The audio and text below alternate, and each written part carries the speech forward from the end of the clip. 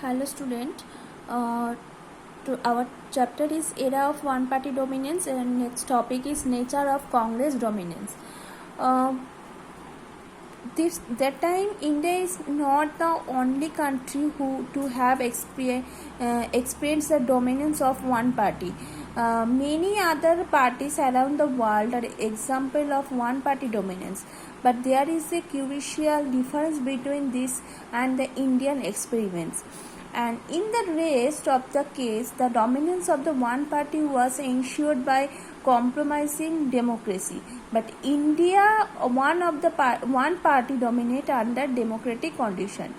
This time, many parties contested election in condition of free and fair election, and yet the Congress managed to win election after the election. And this time this was similar to the dominance the American National Congress that enjoyed in South Africa after the end of apartheid. And by the time of independence, the party had not only spread across the length and breadth of the country, but also had an organizational network down to on the local level.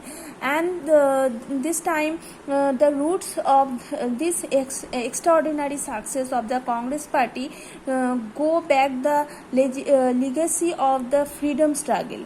And Congress was seen as inheritor of the national movement.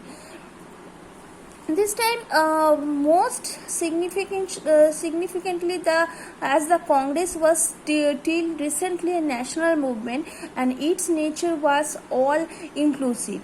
All these factors contributed to the dominance of the Congress Party.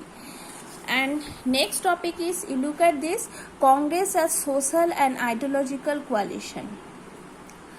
You have already studied the history to how Congress evolved from its origin in 1885 as a pressure group for the newly educated professional and commercial classes to the mass movement in the 20th century. But the Congress started as a party dominated by the English-speaking upper caste, upper middle class and urban elite. But with every civil disobedience movement it launched, its social base widened, it brought together diverse groups whose interests were often contradictory. And this time the Congress was an ideological coalition. It accommodated the revolutionary and pacifist, and conservative and radical, and extremist and moderated and the right, left and all sides of the center.